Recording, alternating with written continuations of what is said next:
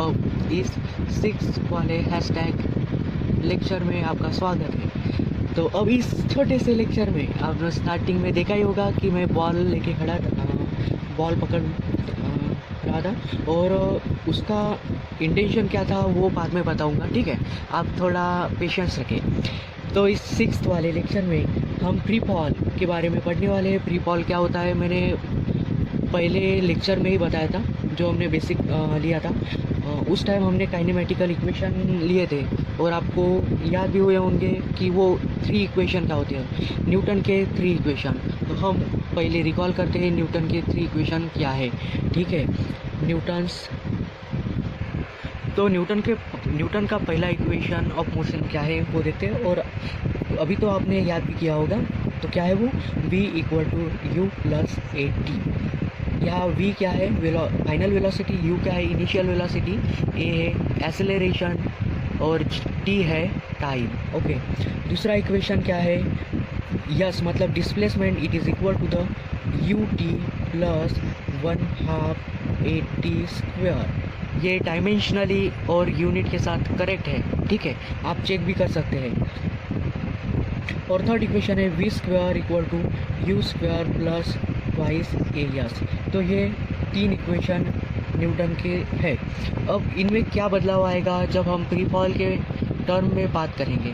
तो देखिए, ये बॉल है, इस बॉल को मैंने पकड़ा है कुछ सर्टेन हाइट पे, समझो ये अर्थ है या सरफेस है, ठीक है, और वहाँ से मैंने इस बॉल को पकड़ा है कुछ हाइट पे।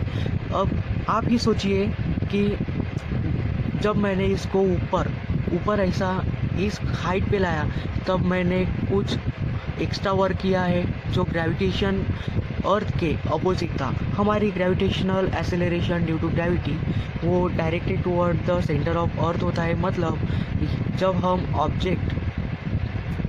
कोई ऑब्जेक्ट ऊपर से नीचे आने की कोशिश करता है तो उसका कारण क्या है, एक्सेलरेशन ड्यू टू ग्रेविटी। हमारा अर्थ कुछ फोर्स एक्सर्ट करता है और उसे हम ग्रेविटेशनल फोर्स कहते हैं, आपने पहले ही सीखा है, ठीक है। तो मैं अब सिंपल क्या बताने वाला हूँ कि फ्री फॉल क्या होता है। तो फ्री फॉल मतलब क्या होता है, समझो ये ऑब्जेक्ट मैंने सर्टेन हाइट पे रखा है, तो इसका डिस्प्लेसमेंट मतलब यस वो क्या है, इस हाइट पे, इस अर्थ से इस हाइट पे उसका डिस्प्लेसमेंट 0 है फिलहाल। इनिशियल डिस्प्लेसमेंट मतलब क्या होता है, फाइनल डिस्टेंस और माइनस इनिशियल डिस्टेंस। ओके, तो इनिशियली ये रेस्ट पे है, ये ऑब्जेक्ट रेस्ट पे है, मतलब इसको पकड़ा है और हमारा अर्थ ग्रेविटेशनल एक्सेलरेशन इसको खींचने की कोशिश कर रहा है, लेकिन मैंने कुछ फोर्स से अपने हाथ से कुछ बल लगा के उसको पकड़ा है, ठीक है।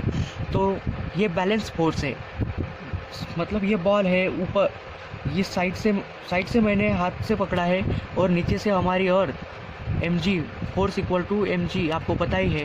तो कुछ फोर्स से अट्रैक्ट करने की कोशिश कर रही है, ठीक है, ये बॉल है। अब देखिए कि क्या होता है फ्री फॉल मतलब क्या होता है, जब ऑब्जेक्ट इनिशियली रेस्ट पे होता है और वो एक्सेलरेशन ड्यू टू ग्रेविटी से नीचे आने की कोशिश करता है, उस कंडीशन को हम फ्री फॉल कहते हैं। तो उसकी डेफिनेशन हम देख लेते हैं। The initial velocity of an object is 0। मतलब इस ऑब्जेक्ट की इनिशियल वेलोसिटी क्या है, 0, क्योंकि डिस्प्लेसमेंट ही 0 है, इनिशियल डिस्प्लेसमेंट ही 0 है, तो उसका इनिशियल वेलोसिटी u = 0 है, ठीक है। तो डेफिनेशन क्या है, the initial velocity of object is 0 and it will be goes on increasing due to the acceleration due to gravity of earth. मतलब ये नीचे आने की कोशिश करेगा जब मैं ऐसा छोड़ दूंगा तो, ठीक है। मतलब मैंने एक्सटर्नल फोर्स अप्लाई करना छोड़ दिया तो ये नीचे आने की कोशिश करेगा और तब उसका फाइनल वेलोसिटी बढ़ेगा, ठीक है। तो इनिशियल वेलोसिटी 0 हो जाएगा। तो अब क्या होता है, हमें पता है कि फोर्स का फार्मूला, फोर्स = ma, ठीक है, ये न्यूटन के सेकंड इक्वेशन से डिराइव किया है, ठीक है। अब देखिए कि अगर ये हम acceleration due to gravity of earth के रिस्पेक्ट में बोल रहे हैं, तो फोर्स का फार्मूला क्या होगा, फोर्स = mg, ठीक है। तो अब देखिए दोस्तों, अगर इस ऑब्जेक्ट को इस हाइट पे लाने के लिए मुझे कुछ एक्सटर्नल फोर्स लगाना पड़ता है, तो मैं इस ग्रेविटेशन के अपोजिट लगा रहा हूँ। मतलब समझो ये ऑब्जेक्ट ऐसा गिर रहा है, हम ऐसा गिर रहा है, ओके, तो उसको हम एक्सटर्नल फोर्स लगा नहीं रहे हैं, वो खुद ही गिर रहा है due to acceleration due to gravity, okay. तो मतलब इसको ये जो वैल्यू होगी वो पॉजिटिव होगी, लेकिन हमें इस ऑब्जेक्ट को इस हाइट पे लाना है तो हमें कुछ वर्क करना पड़ेगा या कुछ फोर्स लगाना पड़ेगा हमारे एक्सेलरेशन ड्यू टू ग्रेविटी के खिलाफ। तो किसी के खिलाफ हम अगर फोर्स लगाते हैं तो उसकी वैल्यू हो जाती है निगेटिव, ठीक है, निगेटिव हो जाती है, तो निगेटिव जी हो जाएगा उसका वैल्यू। जो एक्सेलरेशन ड्यू टू ग्रेविटी होता है वो निगेटिव होगा, ओके दोस्तों। तो ये बात आपको समझ में आई होगी, अगर प्रॉब्लम हो तो थोड़ा आप विचार करें। तो आपको एक बात अभी समझनी है कि अगर मैं इस बॉल को ऊपर कुछ हाइट पे सस्टेन कर रहा हूँ, उसको पकड़ रहा हूँ, तो मैंने कुछ वेलोसिटी से उसको थ्रो किया है, ठीक है। तो ये opposite direction of gravitational acceleration होती है, ठीक है। ये बात आपको समझ में आई है। एक बार और सुन लीजिए कि इस ऑब्जेक्ट को इस हाइट पे लाने के लिए हमें अपोजिट वर्क करना पड़ता है हमारे एक्सेलरेशन ड्यू टू ग्रेविटी के अगेंस्ट। तो जब उस एक्सेलरेशन की वैल्यू निगेटिव जी होगी, क्योंकि अगर यह ऑब्जेक्ट नीचे गिर रहा है तो एक्सेलरेशन जी के बराबर होता, ठीक है। जी मतलब acceleration due to gravity, a होता है एक्सेलरेशन। तो ये एक्सेलरेशन किसके बराबर होगी? Acceleration due to gravity, okay. और जब हम अपवर्ड एक आधा ऑब्जेक्ट थ्रो कर रहे हैं अपवर्ड, तब इसका वैल्यू निगेटिव जी होता है, ठीक है। और जी की वैल्यू क्या होती है? 9.8 मीटर पर सेकंड स्क्वायर, ठीक है। तो ये आपको याद रखना है, या कभी कभी आप अप्रॉक्सीमेटली 10 मीटर पर सेकंड स्क्वायर भी यूज कर सकते हो, लेकिन क्वेश्चन में गिवन हो तो। यह क्वेश्चन आपके एसएससी एग्ज़ाम में काफ़ी इम्पोर्टेंट है, ठीक है। इसलिए आपको यह फार्मूले याद करना है। आपको क्या करना है? सिर्फ न्यूटन के 3 इक्वेशन ही याद करना है। उसमें अब क्या चेंजेस हो गए फ्री फॉल के कंडीशन में, तो अब देखेंगे।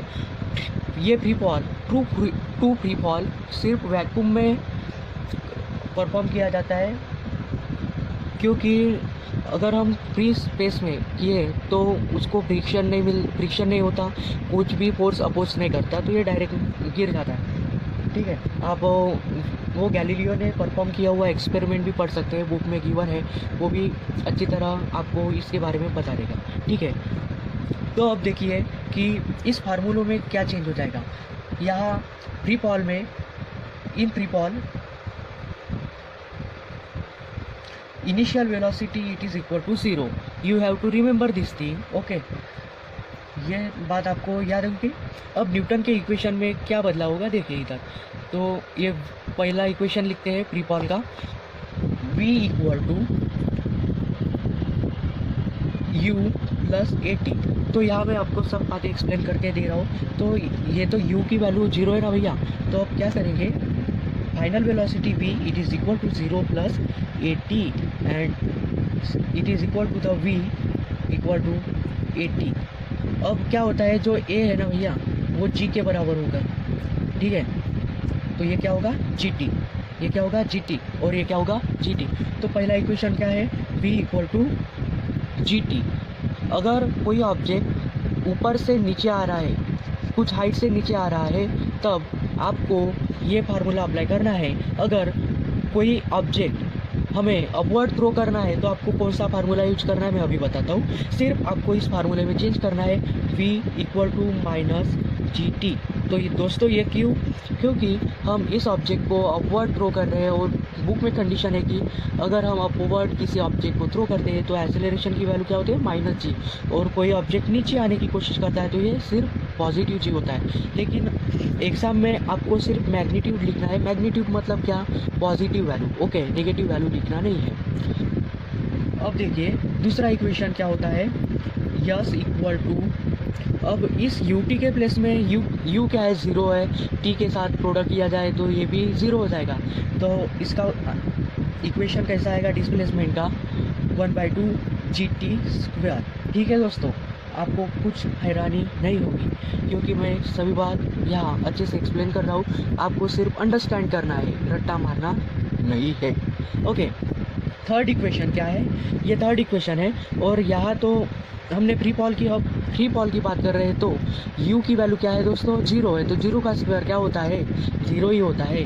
तो v square it is equal to, हमने एक्सेलरेशन a की वैल्यू g ऐसा अज्यूम किया है, क्योंकि हमारा object acceleration due to gravity से नीचे आने की कोशिश करता है, इसलिए इन तीनों इक्वेशन में एक्सेलरेशन a की वैल्यू g पुट कर रहे हैं। ठीक है जी?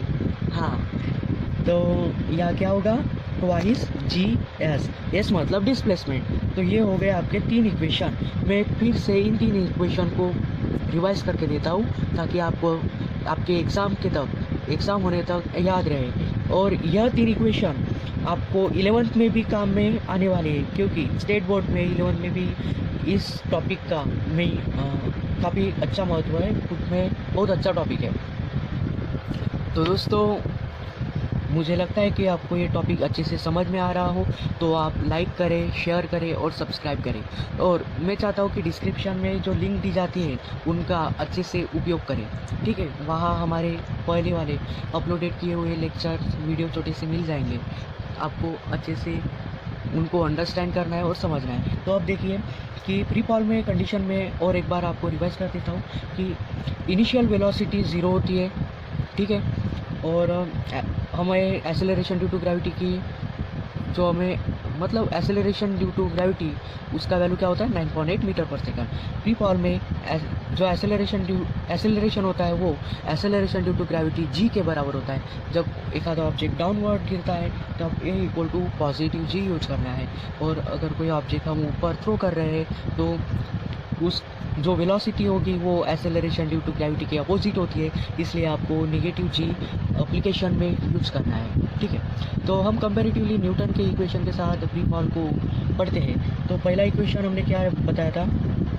जी T, V equal to C T. दूसरा equation S displacement equal to twice G S, sorry. तो दूसरा इक्वेशन क्या है? 1/2 जी टी स्क्वायर। और थर्ड इक्वेशन है V square equal to twice G S. तो ये हो गए हमारे आज के 3 इक्वेशन, और मुझे लगता है कि ये आपको 3 इक्वेशन अच्छे से याद हुए होंगे। फिलहाल आज के लिए इतना ही। तो आपको सिर्फ एक ही काम करना है, इनको अच्छे से पढ़ना है और अपने कॉपी में लिखना है। ठीक है? ताकि बाद में आपको ये वीडियो देखने की ज़रूरत ना पड़े, आप खुद पढ़ के अंडरस्टैंड करना सीखिए। ठीक है? और डिस्क्रिप्शन में जो लिंक दी जाती है आप उनका सही से इस्तेमाल कीजिए। ठीक है? Thank you for watching, keep learning, stay home, stay safe.